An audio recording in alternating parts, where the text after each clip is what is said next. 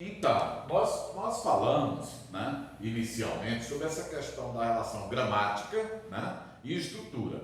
Aqui, particularmente, né, é a questão da gramática e estrutura, os efeitos da questão gramatical na estrutura interna do poema. Né? Então, os aspectos gramaticais do poema, né, eles são ou oriundos do léxico, ou da organização, né, desse léxico, que é a sintaxe, ou da significação, que é a semântica. Né? Então eu tenho aqui, analisar o léxico do texto. Né? O que é analisar o léxico do texto? Eu posso, por exemplo, priorizar, né, palavras arcaicas, né, de palavras que eu uso no dia a dia. O que isso vai indicar? Vai indicar, né, que o autor que usou aquelas palavras mais clássicas, mais arcaicas, mais apuradas, né? Esse autor tem uma formação ou um nível intelectual, e esse texto tem uma formação e um nível intelectual diferenciado do nosso cotidiano. E aquele autor que usou as palavras, né, mais corriqueiras, né, mais populares, mais do dia a dia, é lógico que ele é um autor cuja linguagem é mais coloquial. Ok? Então, isso aqui é o que está nessa primeira parte que ele coloca, né? Analisar o léxico do texto. Eu tenho três formas de analisar um texto. Né? Eu posso priorizar a análise do léxico, eu posso, isso gramaticalmente falando, eu posso analisar e priorizar a análise sintática desse texto, e posso também analisar apenas a questão da combinação das palavras resultantes do conter, que resultam no conteúdo. Ok? Aí, quando eu faço a análise da organização, né, porque quando eu vou construir um texto, eu tenho um processo que eu faço de escolha ou de seleção de palavras, e depois eu faço a articulação ou a combinação dessas palavras. Né? E aí eu vou e construo a organização dessas palavras em conjunto. Aí eu tenho um nível sintático e a funcionalidade de cada uma dessas palavras. Né? Então aqui, ó, o leitor pode ler a organização sintática do texto e priorizar essa leitura da organização sintática, começando pela pontuação, isto é, o levantamento do tipo de períodos do texto. Se ele tem orações curtas, se ele tem orações mais longas, se ele tem apenas uma oração, se ele tem várias orações, como é que estão articuladas essas orações, se os períodos são longos, se os períodos são curtos, isso tudo vai aparecer no seu estudo. Né? Isto é, o levantamento do tipo de período do texto, curtos ou longos, frases ou orações isoladas. Às vezes aparece paralelismo, mesmo tipo de verbo com o mesmo tipo de complemento. Combinações semelhantes de substantivo e adjetivo, locuções introduzidas pelo mesmo termo, etc. Em versos diferentes, o relacionamento dos paralelismos é dos componentes que concorrem para o sentido do texto. Né? Por vezes, certos termos são omitidos, podemos perceber quais seriam e interpretar essa ausência. Interrogações, reticências, inversões sintáticas podem apontar um caminho para interpretar o poema. Ou seja, eu posso tranquilamente omitir, né, pelo uso de um verbo, ok? Mas também posso fazer esse verbo se tornar essencial na estrutura do poema. Quando eu pego aquele poema de Camões que eu citei no outro vídeo para vocês, uma estrofe, né? Amor é. Quando ele cria essa estrutura, né, eu posso tranquilamente desfazer dessa palavra amor. Então eu tenho, amor é fogo que arde sem se ver, ferida que dói não se... Qual é a estrutura sintática que eu tenho?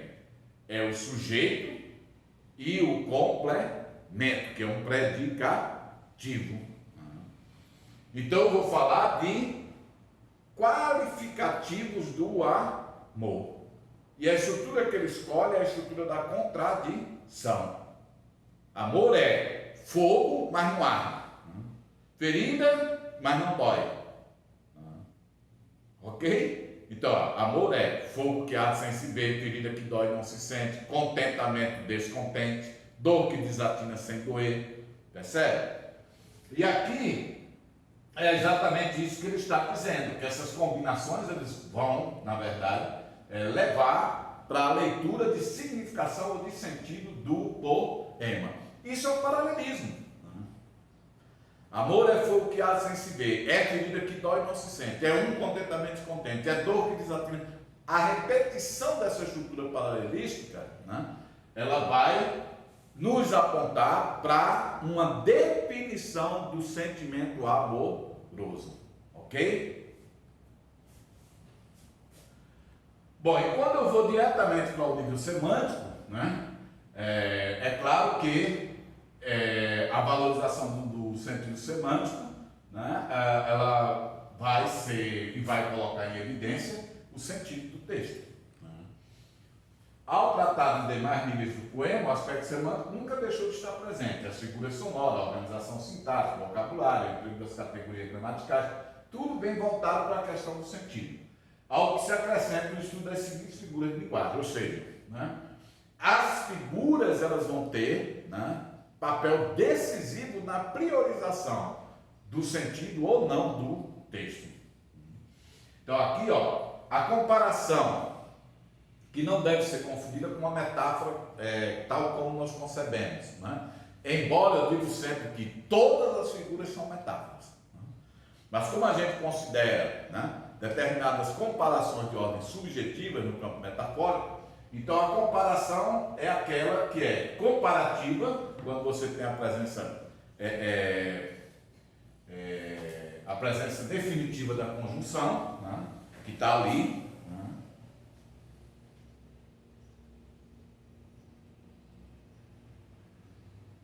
A própria metáfora, né, tem uma comparação também, mas é de ordem subjetiva. Todos os faróis me lembram teus olhos. Né? Todos os faróis são como se fossem teus olhos, mas o são como não está ali. Então é uma comparação de ordem subjetiva, de olhos com faróis. Né? E aqui você tem a alegoria, né, o que se diz como objetivo de dizer acréscimo de significação, ditados populares, né, por exemplo, água mole em pedra dura, tanto bate até que fura, né? Mais vale um pássaro na mão do que dois voando, né? E a sinestesia, né, que é o cruzamento dessas sensações. Né? O que eu tenho na sinestesia? Né? Amor é fogo que arde, mas não se vê. Então eu tenho sensação, né, tátil ali e tenho sensação visual. Então eu tenho sinestesia. Cruzamento de sensações produzidas pelos diversos órgãos dos sentidos. O doce afago das tuas mãos, o azul doce do céu, sensação visual com sensação palatal. Ok? Então, essas aqui são as sinestesias. Essa figura aparece bastante, aparece com recorrência nos discursos dos simbolistas. Bom, aí você tem as duas figuras mais expressivas de contiguidade, né, que são figuras construídas por substituição de alguns dos elementos, né, por associação direta, né, que existe entre eles. Né. Bebeu o cálice da perdição, né, bebeu o vinho. Né. Ninguém vai dizer, por exemplo, bebeu água. Todo mundo vai imaginar e vai pensar no vinho, não vai pensar em água quando eu falar em cálice. Né? Aqui também, tomei uma Skol. Né? Ninguém vai pensar em água. Todo mundo, quando eu falar tomei a Skol, todo mundo vai pensar em cerveja. O que é que eu estou substituindo? A forma pelo conteúdo. Né? E aí você tem, depois da metonímia, a sinédoque. Né?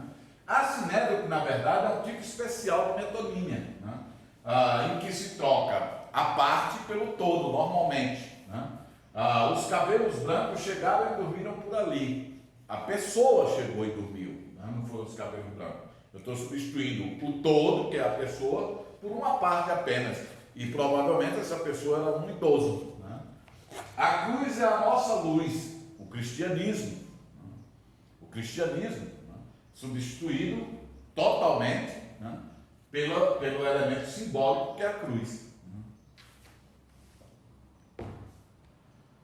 Ó, aí temos as figuras de oposição, ok? Para finalizar, né, que são a antítese e o paradoxo. Né?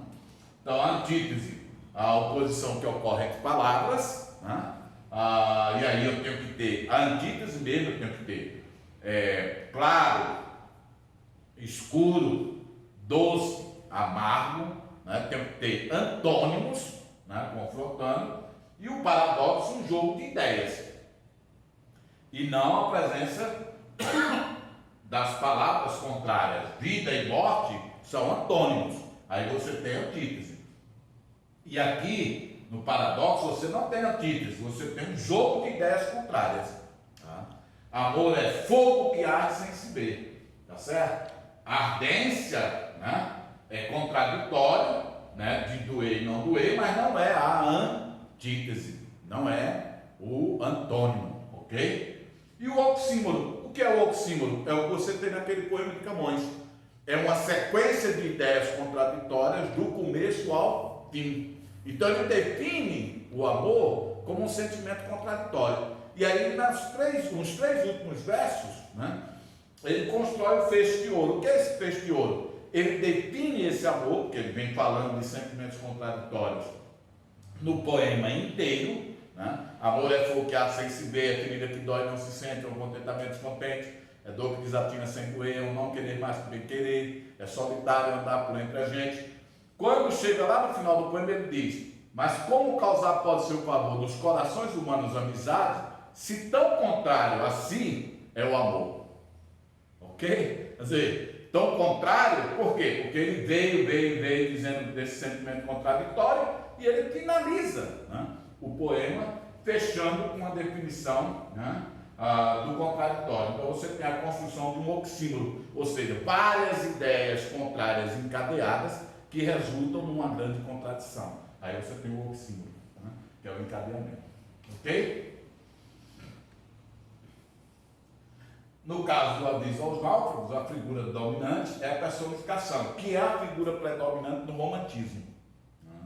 Você pega lá a narrativa Zé de Alencar, ou qualquer um outro autor do romantismo, normalmente a personificação é a figura que predomina, ou seja, são seres, né, inanimados, né, que vão adquirindo personalidades e comportamentos humanos, ok? À noite, a lua, né, acende teus olhos, a lua indica a tua felicidade, tá certo? Quer dizer, então a lua vai criando, né, a personalidade humana e ela está sempre presente, ou quase sempre presente, nos textos do romantismo. Né?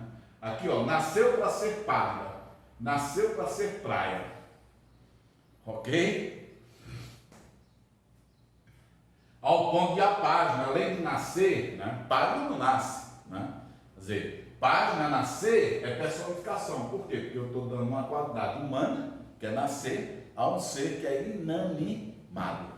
Ele está dizendo aqui, ó, ao ponto da página nascer, né, se comporta de forma humana, vai ter que dizer bom dia ao que só diz ao pé do ouvido. Quer dizer, a página vai dizer bom dia, a página diz bom dia? Não diz. Quando vocês lerem o texto, né, que ele está fazendo referência aqui, que é o texto que ele toma como base para toda essa unidade, né, que é o aviso aos náufragos, vocês vão perceber que essa página está personificada, ok? Então aqui nós encerramos a unidade 1, né, com as suas 3 subunidades. Né? Agora o que é que nós temos que fazer? Nós temos que fazer em cada uma dessas subunidades as tarefas que estão propostas lá na apostila, né? E depois eu vou passar uma atividade para vocês, que pode ser um chat, né? Ou pode ser um fórum, né, sobre esses assuntos, para que a gente possa discutir num determinado horário. O meu dia provavelmente será quarta-feira, né? Isso já está quase que definido com a coordenação da UAB. Meu dia será na quarta-feira, e na quarta-feira, por exemplo, numa quarta-feira, eu posso marcar com vocês, ou para a gente fazer um chat, né?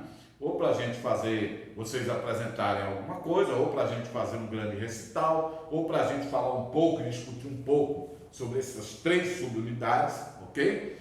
E vocês, cabe a vocês lerem, né, essa unidade, juntamente com as 3 subunidades. Volto na primeira lâmina. que nós tivemos aqui, né? E que nós depois vamos ver nos outros vídeos, né? As outras unidades com as suas respectivas subunidades, né? Então, a unidade que nós vimos foi teoria da poesia, né? Aí nós estudamos a linguagem poética, a estrutura do poema e a gramática na poesia, né? É bom que a gente frise bem que não é a gramática da poesia, mas é a gramática na poesia, ok? E aqui nós temos mais uma unidade, que será a teoria da narrativa, onde nós vamos ter também 3 vídeos, cada um correspondente a uma subunidade, certo? E por fim, nós vamos falar sobre crítica literária, né? Que no começo, lá no comecinho do primeiro vídeo, eu falei para vocês, né? Que a teoria da literatura, ela em suma, né? Em resumo, né? Ela analisa, né? Ou seja, ela parte os textos, né? Ela fragmenta os textos para poder estudá-los, né? E interpretá-los. A interpretação é a resultante desse comportamento analítico. Eu tenho um texto que é uma dimensão maior, né? E aí eu vou fragmentar nesses estudos para poder obter uma interpretação, ok? Então isso aqui é a teoria da poesia, isso aqui é a teoria da narrativa, né? Que nós vamos ver daqui para frente a teoria da narrativa, né? E aí eu tenho depois os gêneros que vocês viram lá no semestre passado, né? Em introdução aos estudos literários, os gêneros que são lírico, épico, dramático e narrativo, né? Então, aqui nós estamos estudando, nós estamos o quê? Fragmentando cada um deles, né? Então, aqui é estudo apenas da poesia, aqui é estudo apenas da narrativa, e aqui é o estudo apenas das correntes críticas na literatura, ok? Um bom estudo para vocês, espero que façam as 3 atividades das subunidades e deem uma lida na unidade de forma geral. Boa tarde.